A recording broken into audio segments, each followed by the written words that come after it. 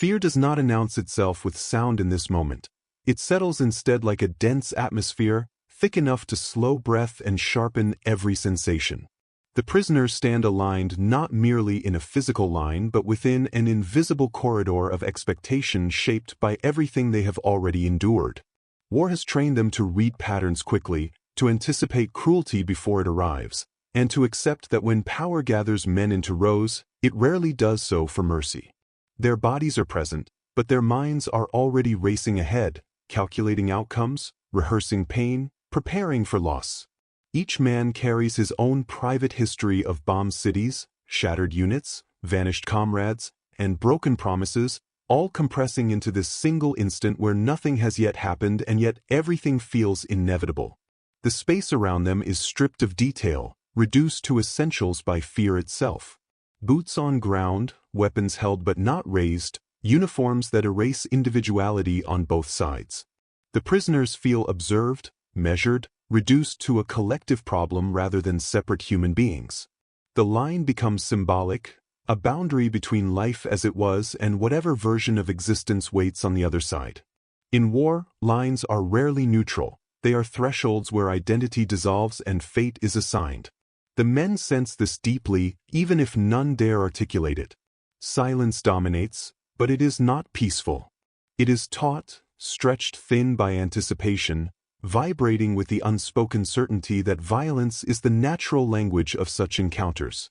British authority occupies the scene with a calm that is neither theatrical nor apologetic. There is no shouting, no immediate show of force, no dramatic gestures meant to intimidate or reassure. Instead, there is order, posture, and a disciplined stillness that feels almost clinical. This composure is unsettling precisely because it does not match the prisoners' expectations. They have learned to associate captors with either rage or indifference, both of which offer a kind of clarity. Rage promises pain, indifference promises neglect. Calm, however, offers nothing concrete. It withholds information, leaving fear to multiply in the vacuum. The prisoner's dread is layered, shaped not only by the present moment but by the stories that preceded it. Wartime rumor travels faster than truth, and brutality becomes exaggerated as a survival mechanism, teaching men to expect the worst so that nothing will break them completely when it arrives. Each prisoner carries fragments of tales about camps, executions, and humiliations, stories that harden into assumed outcomes. As they stand in line, these narratives play silently in their minds, reinforcing the belief that humanity has already left the room. War, after all, has shown them again and again that compassion is often the first casualty. Yet the scene refuses to unfold according to these internal scripts. Time passes without escalation. No blows fall. No orders arrive that confirm their darkest fears. The delay itself becomes oppressive, turning seconds into burdens. Fear, denied an outlet, folds inward. The men begin to question not whether suffering will come, but how, and why it has not yet begun. The absence of immediate cruelty feels unnatural, as though the machinery of war has stalled unexpectedly. This pause destabilizes the emotional equilibrium they have constructed to survive. British discipline continues to assert itself through restraint rather than aggression. The guards maintain distance without hostility, their actions governed by protocol rather than impulse. This controlled demeanor does not signal kindness in any obvious way, but it also does not confirm malice.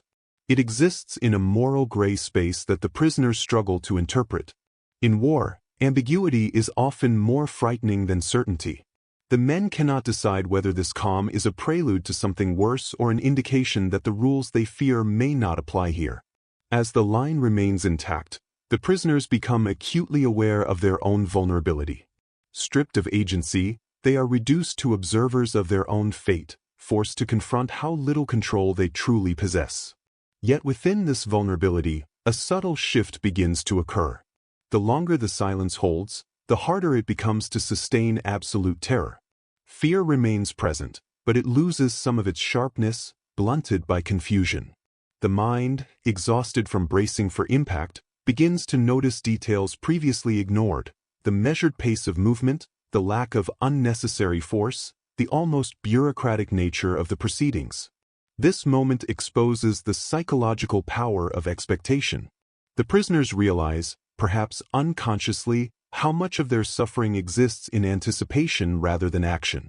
War has conditioned them to expect violence so thoroughly that the mere possibility of restraint feels destabilizing. The British presence, by refusing to conform to the anticipated script, forces a recalibration of fear. This is not relief, nor is it hope. It is a fragile, uneasy awareness that the future may not be as predetermined as they believed. The environment itself seems to respond to this tension. The air feels heavier not because of imminent danger, but because of suspended judgment.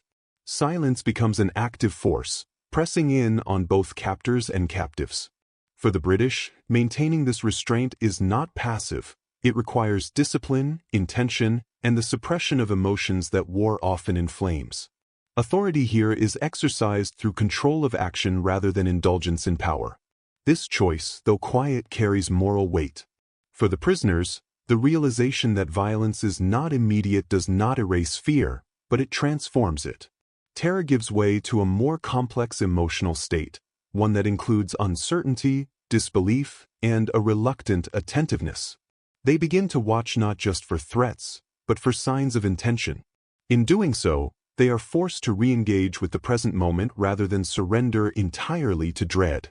This re-engagement is subtle, almost imperceptible, but significant. It marks the first crack in the assumption that captivity must always mean dehumanization. The scene, still unresolved, becomes a mirror reflecting the moral tension of war itself. Power stands unchallenged, yet its use is restrained. Fear dominates, yet it is not exploited. Humanity, presumed absent, lingers invisibly, not expressed through gestures of kindness but through the refusal to enact cruelty. This refusal does not announce itself. It must be inferred, slowly, through the continued absence of harm. The fear carried by the prisoners does not remain static as time advances. It evolves, deepening and reshaping itself as the seconds stretch into an uneasy duration. What began as sharp, immediate terror slowly becomes something more layered and exhausting, fed by memory rather than action. Each man stands not only in the present line but also in a long psychological queue formed by everything he has witnessed since the war began. Cities reduced to ash, columns of refugees moving without destination, comrades who disappeared between one day and the next without explanation. These accumulated experiences press inward now, filling the silence with imagined outcomes far louder than any spoken threat. For the prisoners, fear has become a learned response, a reflex honed by survival. They have been taught by history to expect that order precedes punishment, that stillness is merely a pause before violence resumes its work. The disciplined alignment of their bodies reinforces this belief. Lines in wartime are never innocent. They are tools of control, designed to reduce complexity into manageable units. As they stand shoulder to shoulder, individuality dissolves, replaced by the collective vulnerability of men who understand that being counted often precedes being judged. The line strips away names, ranks, and stories, leaving only the shared condition of captivity. Yet what unsettles them most is not the line itself, but the way nothing seems to follow it. The anticipated rituals of domination do not arrive. No insults are hurled, no displays of force staged for psychological effect. The British presence remains restrained, almost procedural, as if this moment exists within a framework that does not require cruelty to function. This absence forces the prisoners into a mental standoff with their own expectations. Fear, deprived of confirmation, begins to circle inward, gnawing rather than striking. Time takes on a distorted quality. Without violence to mark its passage, each minute feels elongated, heavy with unresolved tension. The men become hyper-aware of their own bodies, the stiffness in their legs, the ache in their backs, the shallow rhythm of their breathing. These sensations ground them in the present, making it harder to retreat entirely into imagined futures. At the same time, this physical awareness intensifies vulnerability, reminding them how exposed they are should the situation suddenly change. The British conduct continues to defy the prisoners' internal narratives. Authority is exercised without theatrics, power expressed through organization rather than intimidation. This form of control is deeply unsettling precisely because it offers no emotional cues. Anger can be understood, cruelty anticipated, but neutrality resists easy interpretation. The prisoners search for meaning in small details: the way guards shift their weight, the direction of their gaze, the tone of commands that remain functional rather than charged. Every gesture is scrutinized, not for what it is, but for what it might signal. As the silence persists, the prisoner's fear begins to fracture into different emotional currents. For some, confusion dominates, eroding the certainty that suffering is imminent. For others, suspicion intensifies, convincing them that restraint is merely strategic, a prelude to something more devastating. The group no longer experiences fear uniformly. It becomes individualized, shaped by temperament, memory, and the particular losses each man carries. This divergence subtly restores a sense of individuality that the line itself had erased. The absence of immediate brutality creates an emotional vacuum, and into this space memories surge with renewed force. Men recall earlier moments when hope had briefly appeared, only to be crushed by subsequent events. These recollections serve as warnings against premature optimism. War has taught them that mercy, when it appears, is often fragile and easily withdrawn. The prisoners therefore hesitate to interpret restraint as humanity, fearing the psychological cost of being wrong. It feels safer to remain afraid than to risk disappointment. Yet despite this caution, something within the collective consciousness begins to shift. The longer the British refuse to enact violence, the harder it becomes to maintain absolute certainty about their intentions. The prisoners are forced to confront the possibility that the enemy they have been conditioned to fear may not conform entirely to the role assigned by wartime narratives. This realization does not dissolve hostility or erase past suffering, but it complicates the moral landscape, introducing ambiguity where there was once only dread. This ambiguity is uncomfortable, even painful. Clear roles in war provide psychological shelter, allowing individuals to categorize others as threats without nuance. When those categories blur, the emotional work of interpretation becomes heavier. The prisoners now bear the burden of uncertainty, forced to engage with the present rather than surrender to fatalism. In this sense, restraint imposes its own kind of strain, demanding attention and emotional endurance rather than submission. The British, too, are shaped by this moment, though their internal experience remains largely invisible. Their restraint is not accidental. It reflects training, institutional values, and conscious decisions about how power should be exercised. By refusing spectacle, they deny themselves the emotional release that dominance can provide. This self-control underscores the moral tension of the scene. Authority here is not instinctive but deliberate, maintained through discipline rather than impulse. As the prisoners stand, the line becomes less a symbol of imminent destruction and more a space of suspended judgment. The men remain acutely aware that their fate is unresolved, but the certainty of harm has been replaced by a more complex emotional state. Fear remains, but it is now interwoven with disbelief and reluctant attentiveness. The silence no longer simply threatens, it invites observation. This shift has subtle but profound consequences. By withholding violence, the British unintentionally return a measure of psychological agency to the prisoners. The men begin to think, assess, and interpret rather than merely brace. This mental activity, though exhausting, is a form of engagement with life, a refusal to be reduced entirely to passive victims. In this way, restraint becomes an unexpected catalyst for human presence on both sides of the line. The scene's power lies not in action but in delay. History often records moments of violence with clarity, but pauses like this are harder to capture, existing in the spaces between decisions. Yet it is precisely in these spaces that moral character is revealed. The prisoners, forced to endure uncertainty, experience fear in a new register, one that exposes how much of their suffering is shaped by expectation as much as reality. The longer the moment endures, the more the emotional center of gravity begins to shift, almost imperceptibly, away from raw fear and toward a strained, alert awareness. The prisoners remain under absolute control, Yet something subtle changes in how that control is experienced. Power is no longer felt solely as an imminent threat. It becomes something to be observed, analyzed, and quietly questioned. The British presence does not soften, but it also does not harden into cruelty. Instead, it settles into a form of authority that feels restrained, procedural, and curiously distant from the emotional chaos it provokes. This restraint disrupts the prisoners' internal logic. War has trained them to believe that power seeks expression through domination, that authority proves itself through force. When that force is withheld, the mind struggles to fill the gap. Fear, once singular and overwhelming, begins to fragment. Some prisoners feel its intensity dull slightly, replaced by confusion. Others experience a sharper unease, suspecting that restraint itself may be a tactic, a calculated calm before a decisive blow. Yet even suspicion requires interpretation, and interpretation demands engagement. The prisoners are no longer merely enduring, they are thinking. The British conduct remains consistent, almost impersonal. Orders, when given, are minimal and functional. Movements are precise but unhurried, devoid of theatrical menace.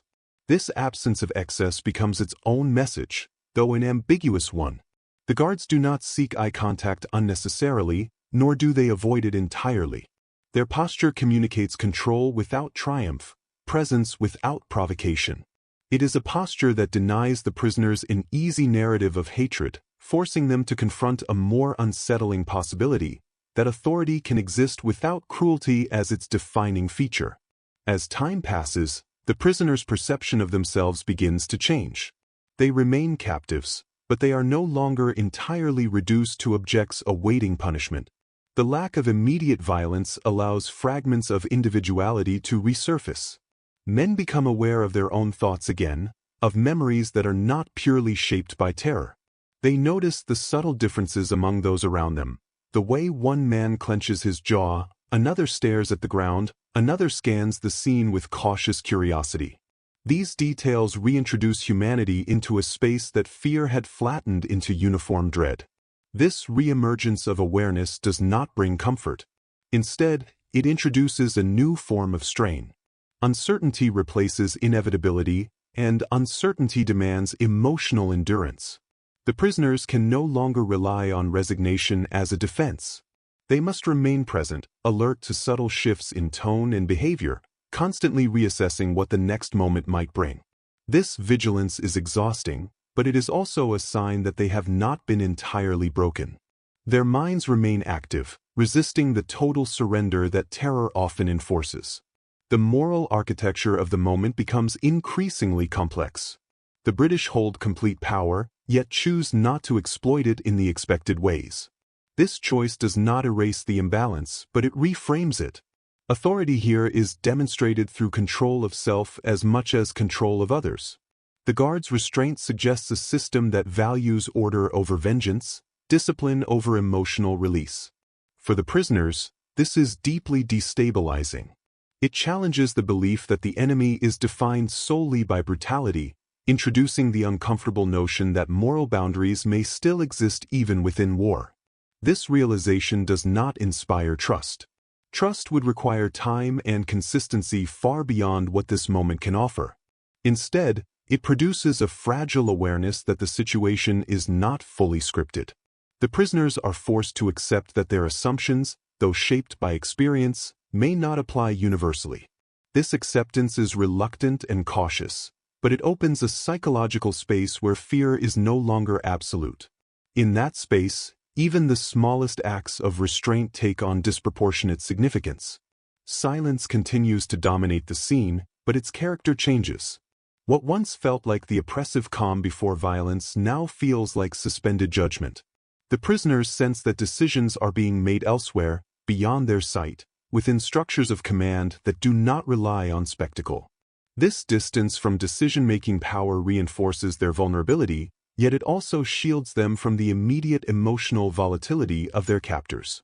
Violence, when removed from impulse, becomes less predictable, but also less personal. The prisoners begin to understand that they are not the focus of emotional hostility, but rather the subjects of a process. This realization is unsettling in its own way, reducing their situation to procedure rather than passion. Yet procedure carries limits. It implies rules, constraints, and accountability, concepts that brutality often ignores. Even without explicit reassurance, the presence of structure offers a thin, precarious form of psychological shelter. As the moment stretches on, the prisoner's internal narratives continue to unravel. Fear remains present, but it is no longer reinforced by immediate threat. Instead, it must sustain itself on memory and imagination alone. This weakens its grip, if only slightly. The men are forced to confront how much of their terror is shaped by anticipation rather than action. This confrontation is not comforting.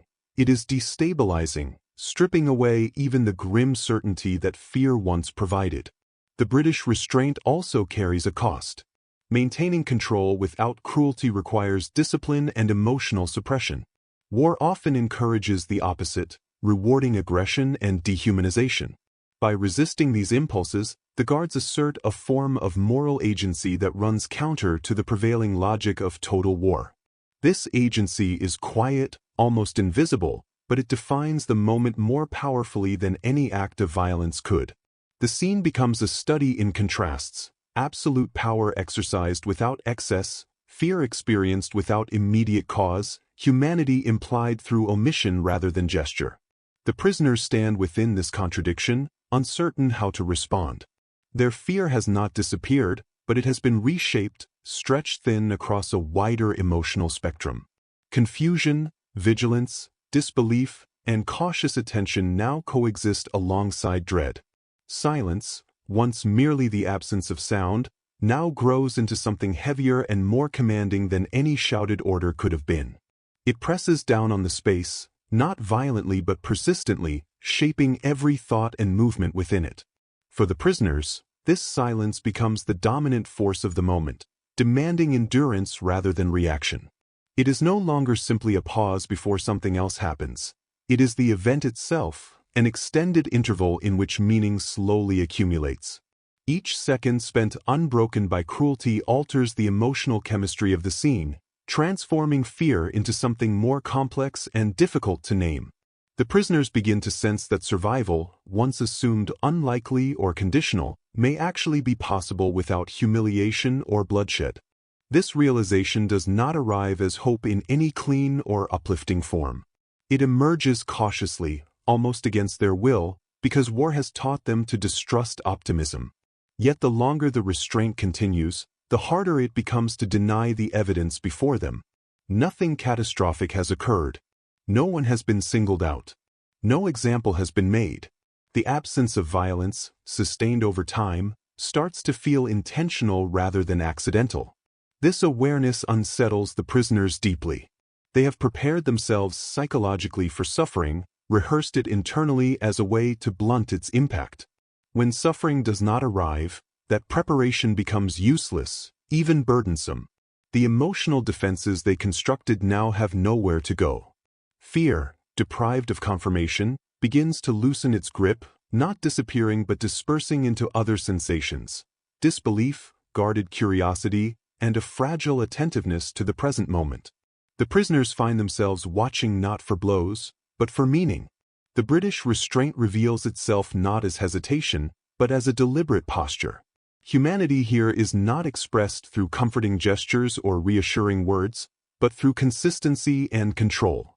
The Guards do not dramatize their power, nor do they seek to soften its reality. They simply refuse to turn authority into spectacle. This refusal becomes the defining moral act of the scene. By choosing not to exploit the prisoner's vulnerability, they invert the expected logic of wartime dominance, where victory is often asserted through the suffering of the defeated. This inversion creates a strange emotional dissonance.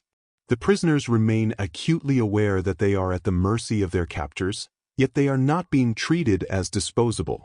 The lack of cruelty forces them to confront an uncomfortable truth: that their lives, at least in this moment, are being acknowledged as having value beyond utility or vengeance. This acknowledgement is subtle and indirect, but its impact is profound. It challenges the internalized belief that war inevitably strips all parties of moral choice. As time continues to stretch, the silence takes on a different texture. It is no longer merely tense, it becomes reflective. The prisoner's thoughts drift beyond immediate survival, touching on broader questions of fate, justice, and the randomness of mercy. Some recall earlier moments in the war when restraint was absent, when violence erupted suddenly and without explanation. The contrast sharpens their awareness of how unusual this moment is. They recognize that what they are experiencing is not the norm, but an exception carved out by deliberate human decision. This recognition does not erase the past or absolve the present. The prisoners do not forget what brought them here, nor do they reframe their captors as benevolent. Instead, they begin to perceive a more complicated reality, one in which moral agency has not been entirely consumed by the machinery of war. This complexity is unsettling because it resists the simplicity of hatred. Hatred, though destructive, offers clarity. Moral ambiguity, by contrast, demands emotional labor. The British humanity on display is disciplined rather than emotional. It is expressed through boundaries maintained, impulses restrained, and procedures followed without excess. This form of humanity does not seek recognition. It does not announce itself. It exists quietly in what is not done. By refusing to humiliate or harm, the guards preserve a moral distance between authority and cruelty, even as they maintain complete control over the prisoners' bodies and movements. For the prisoners, this restraint alters the psychological balance of the encounter. They are still powerless, but they are no longer entirely erased. Their awareness sharpens, and with it, a sense of self that fear had begun to dissolve. Men straighten slightly, not in defiance, but in cautious re-engagement with their own dignity. Small gestures, almost imperceptible, signal an internal shift from pure endurance to alert presence. This presence carries risk. To remain emotionally present in captivity is dangerous, exposing one to disappointment and renewed pain should violence suddenly erupt. Yet the sustained absence of brutality makes emotional withdrawal increasingly difficult to maintain. The prisoners find themselves reluctantly participating in the moment, observing, interpreting, and adapting rather than simply bracing for impact. In doing so, they reclaim a measure of psychological agency, however limited. The scene now functions as a quiet moral confrontation, not between individuals, but between assumptions and actions. The prisoner's assumption that power must always degrade is challenged by the guard's conduct. The guard's authority, instead of confirming the prisoner's worst fears, undermines them through restraint. This does not resolve the conflict, but it reframes it. The encounter becomes less about domination and more about the boundaries within which domination is exercised. Silence amplifies this confrontation. Without sound to distract or overwhelm, every detail acquires significance. The prisoners notice the absence of mockery, the lack of unnecessary force, the procedural nature of movements. These details accumulate, forming a pattern that contradicts the narratives of total dehumanization that war so often produces.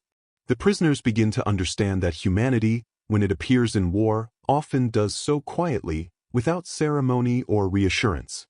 This realization carries its own weight.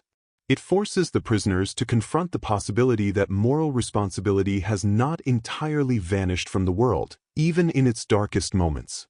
This possibility is not comforting in a simple sense. It does not undo suffering or guarantee safety. Instead, it introduces a painful awareness of what could be, highlighting by contrast all the moments when such restraint was absent. The presence of humanity here becomes a reminder of its absence elsewhere. As the moment continues unresolved, the emotional atmosphere stabilizes into a tense equilibrium. Fear remains, but it is no longer overwhelming. It exists alongside cautious attention and reluctant acknowledgement. The prisoners are suspended between dread and disbelief, uncertain how to categorize what they are experiencing. This uncertainty becomes the defining feature of the chapter, replacing the earlier certainty of impending harm. The British restraint continues without visible strain, suggesting that this posture is not improvised but embedded within a larger moral framework. Whether shaped by training, institutional values, or individual conviction, it stands in contrast to the chaos and brutality that defines so much of the war. This contrast does not absolve the conflict, but it complicates its moral landscape, reminding all involved that choices remain even when options are limited. The realization arrives slowly, almost reluctantly, that what is unfolding is not an accident of delay but a sustained choice. The prisoners begin to understand that they are not merely being spared in passing, but actively held within a boundary where violence is deliberately excluded. This understanding does not manifest as relief. It carries too much weight for that. Instead, it settles as a heavy awareness that their lives, in this moment, are not being treated as expendable. In a war defined by mass death and casual erasure, this restraint feels profoundly disorienting. Fear does not vanish. It remains present, embedded too deeply in muscle and memory to be undone by a single episode of mercy. But it changes shape. Where once it was sharp and singular, now it becomes diffuse, mixed with a cautious sense of recognition. The prisoners sense that they are being seen not as symbols or trophies, but as human beings whose existence requires deliberate handling. This recognition is subtle and unspoken, but its psychological impact is immense. It interrupts the internal narrative that captivity must always culminate in degradation. The line of prisoners, once experienced as a mechanism of erasure, begins to take on a different meaning. It still represents control, still signifies vulnerability, but it also becomes evidence of containment rather than destruction. The men are held, not crushed. This distinction, though thin, carries enormous moral weight. In war, containment is often merely a step toward elimination. Here, however, it stands alone, unaccompanied by the usual escalation. The prisoners are forced to confront the possibility that the process may end without catastrophe. This possibility unsettles them more deeply than fear ever did. Fear, at least, offered clarity. It allowed for psychological preparation, emotional numbing, and a grim acceptance of fate. The absence of cruelty denies them those coping mechanisms. They must now inhabit uncertainty, a far more demanding emotional state. Uncertainty requires attention, patience, and the willingness to remain open to outcomes that cannot be predicted. For men shaped by prolonged exposure to violence, this openness feels dangerous. As time continues, the prisoners begin to notice how restraint alters their own behavior. Their bodies remain tense, but no longer locked in pure anticipation of pain.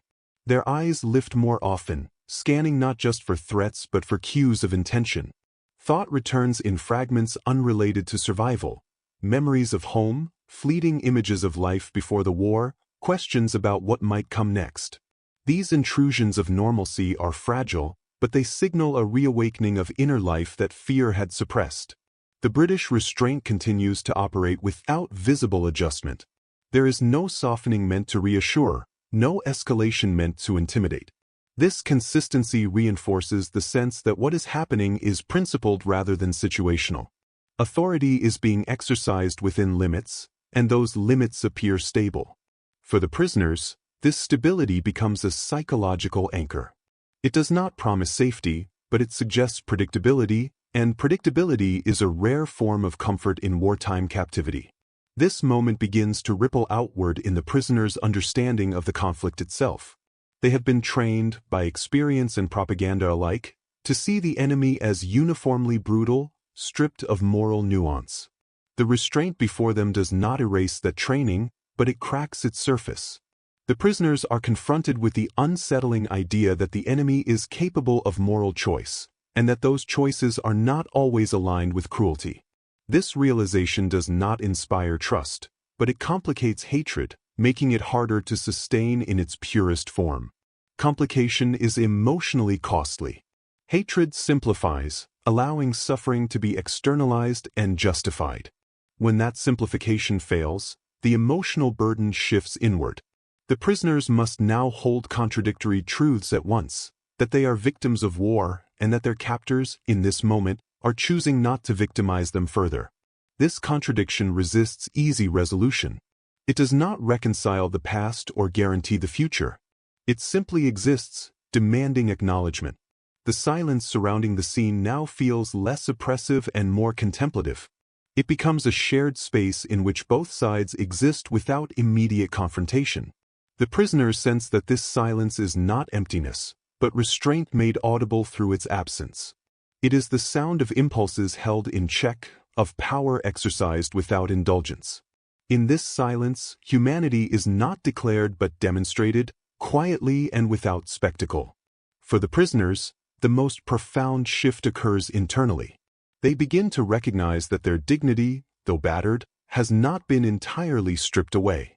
It has been preserved, not through kindness, but through the refusal to humiliate. This preservation is subtle, easily overlooked, but deeply felt. To be spared degradation is to be acknowledged as something more than an object of control. This acknowledgement restores a fragile sense of self that fear alone could not erase. The moral reversal at the heart of the moment becomes clearer. Power, expected to manifest as cruelty, instead reveals itself through discipline. Victory, expected to demand suffering, asserts itself through restraint. This inversion does not rewrite the war or absolve its violence, but it disrupts the assumption that brutality is inevitable. The prisoners begin to understand that even within systems designed for destruction, individual and institutional choices still matter. This understanding extends beyond the immediate scene. The prisoners realize that they will carry this moment with them, regardless of what happens next. If violence eventually comes, this restraint will stand in painful contrast, a reminder of what could have been sustained but was not. If survival continues, it will be marked by the knowledge that mercy, however limited, once intervened. Neither outcome grants the moment lasting significance. As the chapter progresses, the prisoner's emotional state stabilizes into a tense but livable equilibrium. Fear remains present, but it no longer consumes every thought. It shares space with attention, memory, and cautious interpretation. This balance allows the men to endure without surrendering entirely to despair. They are still captives, still vulnerable, but they are no longer psychologically erased. The British restraint, meanwhile, remains uncelebrated and unacknowledged. It does not seek validation from those it affects. This lack of performative morality reinforces its authenticity. Humanity here is not a gesture but a sustained discipline, a commitment to limits in a context that constantly pressures those limits to collapse. By maintaining them, the guards assert a moral identity that exists independently of the prisoner's fear or gratitude. What remains after the moment passes is not relief nor triumph, but a lingering quiet that follows a disturbance in the moral order of war.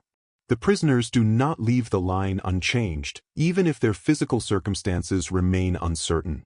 Something internal has shifted, something subtle yet irreversible. They have witnessed power exercised without cruelty, and that experience embeds itself deeply, not as comfort, but as a recalibration of what they believed was possible. In a conflict that has trained them to expect only escalation, restraint leaves a deeper mark than violence ever could. The absence of spectacle becomes the defining memory. There is no single image of mercy to cling to, no dramatic intervention to retell. Instead, there is the slow accumulation of minutes in which nothing terrible happened. This lack of narrative clarity makes the moment harder to process, yet more enduring. Violence offers closure, even if brutal. Restraint offers none. It leaves the prisoners suspended in reflection, forced to confront the unsettling fact that their survival, at least for now, was not accidental.